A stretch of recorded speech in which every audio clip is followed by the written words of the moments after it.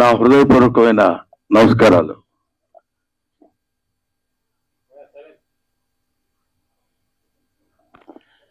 ఈరోజు నేను ముఖ్యంగా ఇక్కడికి రావడానికి రీజన్ ఏంటంటే, ఈ సినిమా చూడటానికి కూడా రావడానికి రీజన్ ఒకటి ఉంది, ఒక కారణం. అదేంటంటే, పూర్వ ఆశ్రమంలో నేను లెక్చరర్గా పనిచేశా. విద్య అంటే ఏంటి, ఎడ్యుకేషన్ అంటే ఏంటి, ఎందుకు మనం చదువుకోవాలి, ఎలా చదువుకోవాలి అని తెలుసుకున్నాను. తెలుసుకున్న తర్వాత అధ్యాపకుడు అయిన తర్వాత, అది విద్యార్థి దశలో ఉన్నప్పుడు తెలుసుకుని అధ్యాపకుడు అయిన తర్వాత విద్య ఎలా చెప్పాలి, ఎలా చెప్తే పిల్లలు అనే భావంతో కొంతకాలం అధ్యాపకుడిగా పనిచేశాను. దాని తర్వాత భగవంతుడి ఆశీస్సుల వల్ల, ఆయన నిర్ణయం వల్ల నేను ఈ సినిమా ఇండస్ట్రీకి వచ్చి సినిమా నటుడయ్యాను, అందున హాస్య నటుడయ్యాను. ఈ పాయింట్ ఎందుకు చెప్తున్నానంటే, యూనివర్సిటీ అనే పేరు, అసలు యూనివర్సిటీ అంటే ఏంటి? యూనివర్స్ అంటే విశ్వం. విశ్వం అంటే అన్ని గోళాలతోటి, అన్ని ఖగోళ శాస్త్రానికి సంబంధించినటువంటి ఈ మొత్తం ఒక భూమి అనేటువంటి గ్రహమే కాకుండా విశ్వాంతరాళాల్లో ఉన్నటువంటి గ్రహాలన్నిటికీ సంబంధించినటువంటి జ్ఞానాన్ని నేర్పేటువంటిది ఆలయం, విద్యాలయం. అదే విశ్వవిద్యాలయం, అదే యూనివర్సిటీ. అటువంటి యూనివర్సిటీ అనేటువంటి పేరుని ఇప్పుడు ఎటువంటి విశ్వవిద్యాలయాలు అయ్యాయి అని చెప్పడానికి ఎంతో ఎంతో కృషి చేసి, దానిలో రీసెర్చ్ చేసి, మనందరికీ అందులో జరుగుతున్నటువంటి అవినీతిని, అప్పట్లో మనకు విశ్వవిద్యాలయాలంటే కాశీ విశ్వవిద్యాలయం అని పెద్ద పేరు, బెనారస్ యూనివర్సిటీ అని. ఎక్కడెక్కడి నుంచో అన్ని దేశాల నుంచి మన దేశం వచ్చి చదువుకుని వెళ్ళిపోయేవాళ్ళు. అంటే జ్ఞాన సంపద ఉన్నటువంటి దేశం మంది. ఇవాళ మన దేశం, మన ఎడ్యుకేషనల్ స్థితి ఎలా ఉంది, విద్యా వ్యవస్థలు ఎలా మారిపోతున్నాయని వాటన్నిటి మీద అధ్యయనం చేసిన తమ్ముడు నారాయణమూర్తి అవన్నీ చూసి తట్టుకోలేక, అంటే ప్రీతి తీసుకోలేక, దీన్ని ఎలాగైనా సరే నా మిత్రులకి, నా వాళ్ళందరికీ పంచిపెట్టాలి. ఎందుకంటే ఈయన ఒక తేనెటీగ లాంటి మనిషి. తిరుగుతుంటాడు అన్ని చోట్లకి వెళ్ళి తేనె పువ్వు చేసుకుని వచ్చి తలా ఒక చుక్క చేతిలో పెట్టాలనేటువంటి మహాసంకల్పం ఉన్న మంచి మనిషి. ఎందుకంటే మీకు అందమైన హీరో ఎవరైనా అడిగితే, నాకు అందమైన హీరో ఎవరు అని చెప్పమంటే నేను నారాయణమూర్తి పేరు చెప్తాను. అందం అంటే ఇక్కడ glamour, 6 feet height, curling hair, బ్రహ్మాండమైన ఇది, ఆ తర్వాత మంచి డ్రెస్సింగ్, అలాంటి అందం కాదు. మదర్ తెరిసాని, మీకు అందమైన వ్యక్తి ఎవరమ్మా, ఎవరు మీకు అందంగా కనిపిస్తారని అడిగితే, ఎవరి మనసుల్లో సేవాభావం ఉంటుందో, ఎవరి కళ్ళలో దయాగుణం ఉంటుందో ఆ వ్యక్తి, ఆ జీవి అందమైంది అని చెప్పింది. నాకు తెలిసిన నారాయణమూర్తి 40 సంవత్సరాలుగా, నాకు తెలిసి 40 సంవత్సరాలు, ఆయన అంతకుముందు ఎన్ని సంవత్సరాల నుంచి ఉన్నారో నాకు తెలియదు. నిరంతరం నిరంతరం నిరంతరం ప్రజలు ప్రజలు ప్రజలు, అందున పేదవాళ్ళు పేదవాళ్ళు పేదవాళ్ళు, వాళ్ళు పడుతున్న బాధలు, వాళ్ళకి పడుతున్న కష్టాలు సుఖాలు.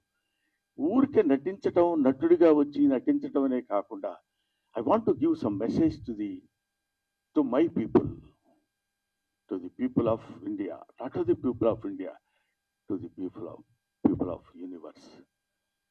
అటువంటి వ్యక్తి నారాయణమూర్తి. బహుశా నేను చూసి పూర్తిగా ఇంతవరకు చాలా కాలమైంది నేను సినిమా మొత్తం కూర్చుని థియేటర్లో ప్రివ్యూలు కానీ లేకపోతే సినిమా హాల్స్లో కానీ నేను చూడటం.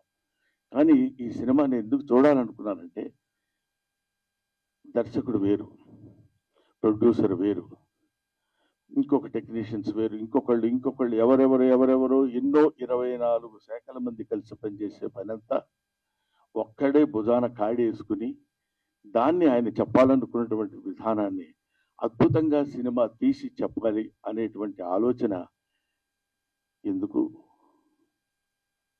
మీకోసం, ప్రజల కోసం, పేద ప్రజల కోసం. ఈ సినిమా చూస్తున్నంతసేపు నాకు అనిపించింది, ఇందులో ఒక అద్భుతమైన ఎమోషన్స్ ఉన్నాయి.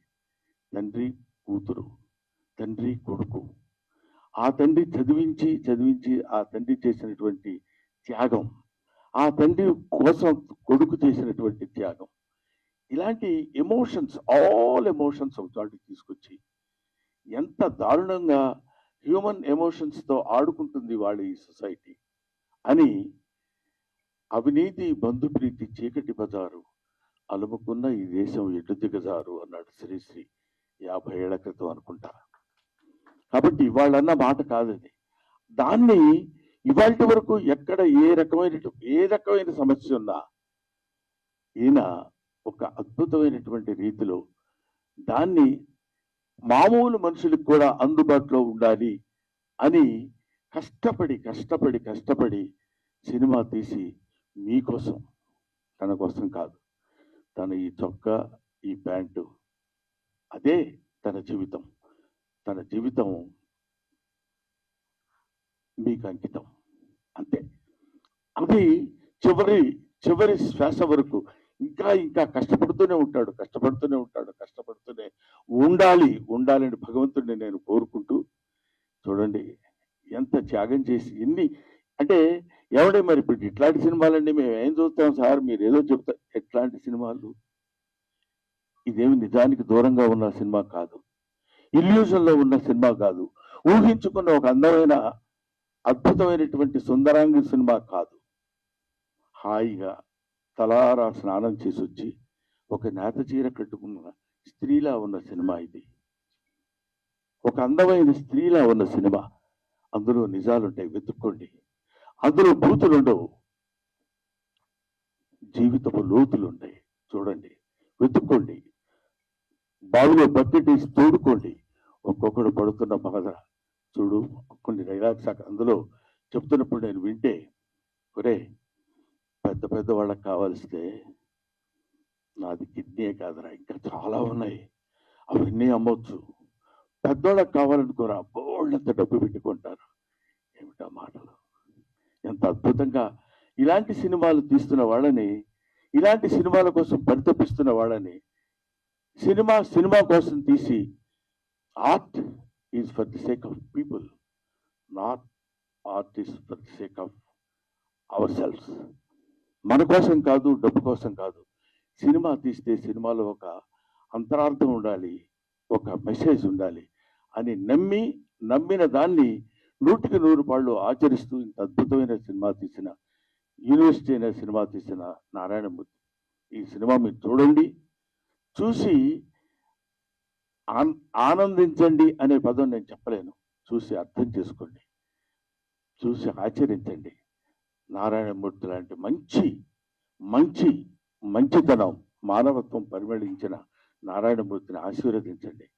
మీ ఆశీస్సులతోటి ఇంకా అద్భుతమైన సినిమాలు, ఇంకా ఎన్నో సమస్యల్ని బయటికి లాగి, ఈ సినిమా చూస్తుండగానే ఇంకో సినిమా, ఇంకో ప్రాబ్లం, ఇంకో సమస్యలు 1 కాదు 2 కాదు. వివేకానందుడు అంటాడు, man is nothing but the combination of flesh and blood, is the combination of problems. సమస్యలన్నిటి ఒక చోట పోతపోస్తుంది మనిషి. కాబట్టి he will solve some of his problems in his lifetime and he will leave the problems to his successors. They will take the problems, they will solve the problems and they will go away. But problem is unending chain.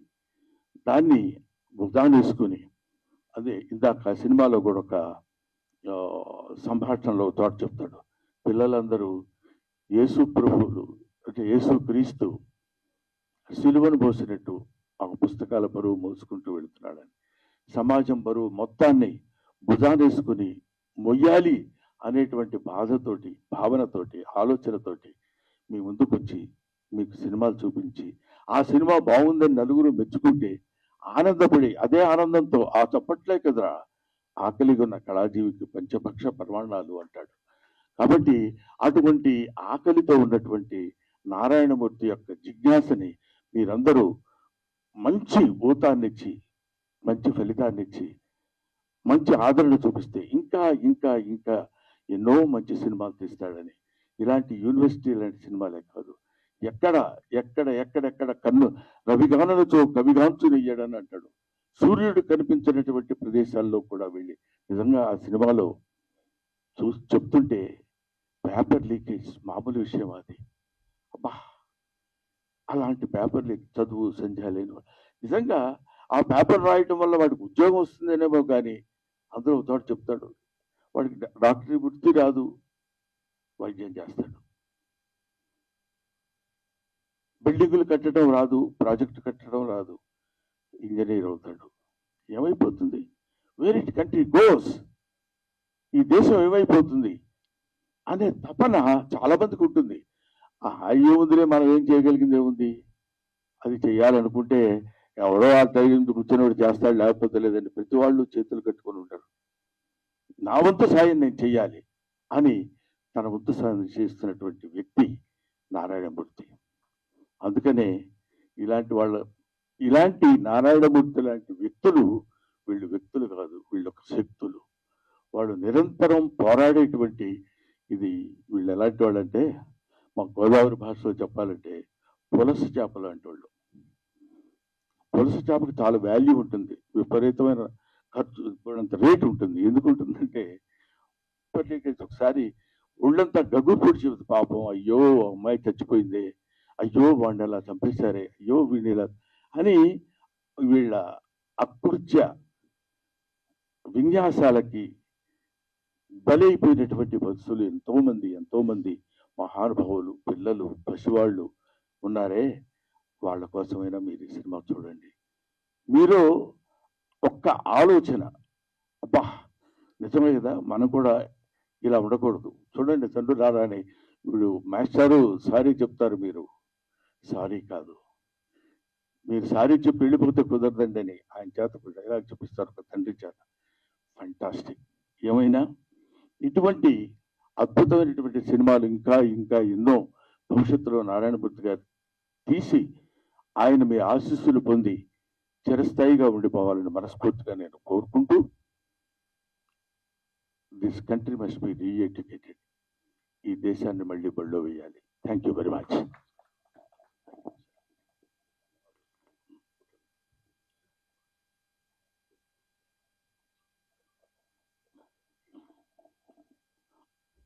ఆ తర్వాత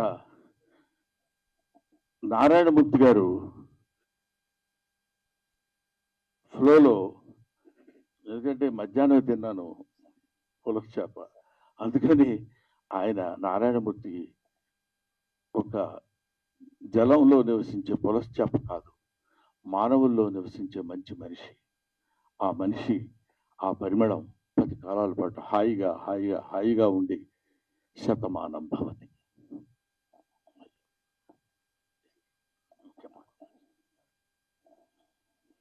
మీ ఆశీర్వాదానికి వందనాలు sir.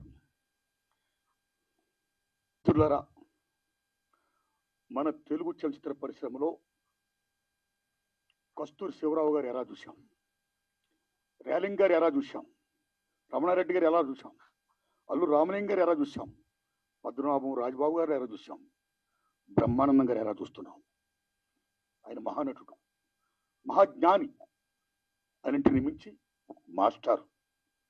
అందుకే నా university paper leak సినిమాని, ఆ లోగోని బ్రహ్మానందం గారిని విజ్ఞప్తి చేసి ఆయనతో నేను రిలీజ్ చేసుకున్నా. సినిమా రెడీ అయ్యింది.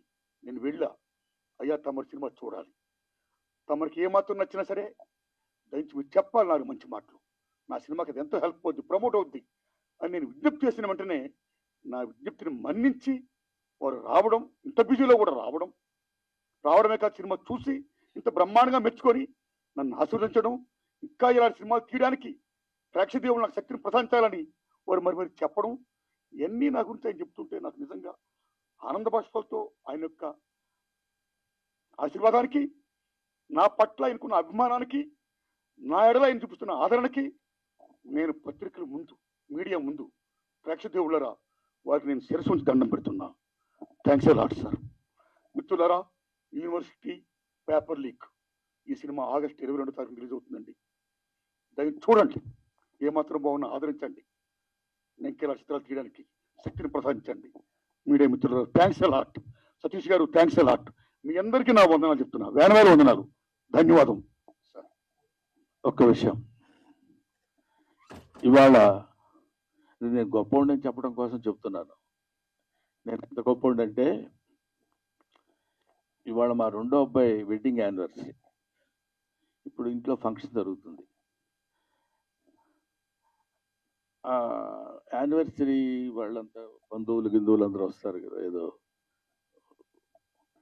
దానికి నేను ఆలోచించింది ఏంటంటే, గొప్పవాడిని ఊరికే వ్యంగ్యంగా అన్నాను, నిజంగా అనుకునేది కొంపదీసి. అలా కాదు, నేను ఇక్కడ వచ్చి నారాయణమూర్తి గారికి ఇచ్చిన మాట ప్రకారం 18వ తారీఖున నేను ఈ కార్యక్రమానికి రావాలి అనే ఐడియాతో నేను వచ్చాను. ఎందుకంటే నారాయణమూర్తి గారు అంతటి మంచి పనులు నేను చేయలేను కూడా, చేస్తానో లేదో కూడా తెలియదు. కనీసం ఇలాంటి మంచి పనులు చేసే వాళ్ళ దగ్గరికి వచ్చి వాళ్ళ మంచి పని గురించి నలుగురికి చెప్పడం అనేది, దానికోసం పెద్ద భయంకరమైన త్యాగం చేసింది కూడా ఏం లేదు అనే ఆలోచనతో చెప్తున్నాను. ఇప్పుడు నేను అర్జెంటుగా మళ్ళీ అక్కడికి వెళ్ళి, వాళ్ళు ఏదో చిన్న ఫంక్షన్ లాంటిది ఉంటే, అది ఫ్యామిలీ ఫంక్షన్ కాబట్టి దానికి నేను వెళ్ళాలనే అభిప్రాయంతో నారాయణమూర్తి గారిని అభ్యర్థించి, ఇంత మంచి మనిషి, నిలువెల్లా మంచి మనిషి, ఇప్పుడు అంటే నేను కొన్ని చెప్పాలో వద్దో తెలియదు కానీ, బట్ నాకు తెలిసిన నారాయణమూర్తి గారు ఆ రోజు నుంచి ఈ రోజు వరకు అవే చెప్పులు, అవే ప్యాంట్ షర్టు, అదే ఆటో. ఒక్క సినిమా హిట్ అయితే ఏ రకంగా మనం ప్రవర్తిస్తున్నామో ఈ రోజుల్లో మనకు తెలుసు. 2 సినిమాల్లో మంచి పేరు వస్తే ఎలా ప్రవర్తిస్తున్నామో మనకు తెలుసు.